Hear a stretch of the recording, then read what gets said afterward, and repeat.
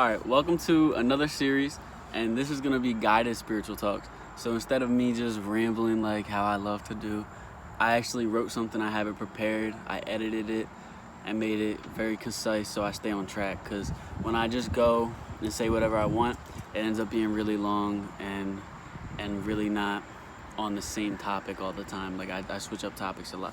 So this is something I prepared. And everything I have wrote, I'm gonna put it in the description so you can read it too. You could read it for yourself and just pause the video, or you could read it with me, read along. It could be like an interactive kind of experience. But everything I'm about to read is down in the description in text. But I'm gonna read it aloud. So this is day 1. Don't get so caught up in things of this world, and don't pray for things of this world. It's hard because you live in this world, but you have to stop living through this world and rather live through God and Jesus Christ, because this world is a trap and you don't want to get caught, but you want to be delivered. So pray for your spirit and keep your emotions on high. It is not easy to follow God in this corrupt world, but neither is working out or going to work. The struggle is always taking the first step. But once you start to realize the payoff, you can stay motivated through all of the hardships. Even praying to God every morning feels like a hassle to me because it feels so redundant and it's in the way of this world. But that is the point. You have to separate yourself from this world if you want to live in heavenly spirit. As people, we want to do what we want to do. I want to wake up and get my day going right away.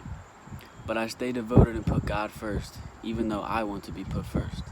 So I pray to God to be with me throughout my day and guide me, because He knows what's best for me and has the best plan for me, regardless of how I feel. I have worldly desires very often, and just as often I deny myself. I know of the heaven that awaits, and I know the sins cannot fulfill my heart. The desires do not amount to fulfillment, no matter how many desires you fulfill.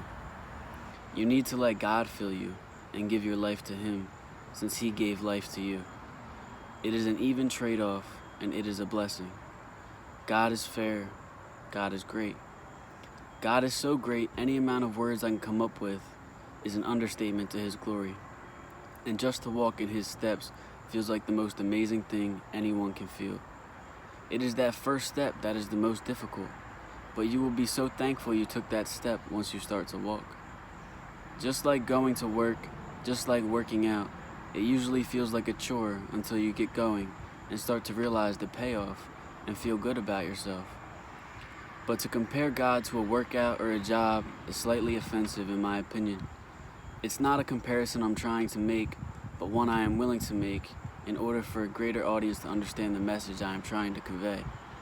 God has the power to fill your soul eternally and grant you heaven, strength, glory, and blessings beyond imagine.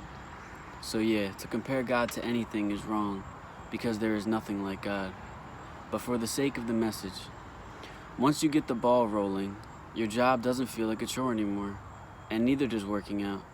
Although there will be days you don't feel like working out or going to work at all, you will deny your feelings, because you know you have because you know you have to set yourself up for the return. I didn't edit this good enough. Alright. So even though some days you're not gonna feel like working or working out, even though some days you're not gonna feel like working out or going to work at all, you will deny your feelings, because you know you have to set yourself up for the return, the payoff, because you know it's worth it. And that's all. I love you.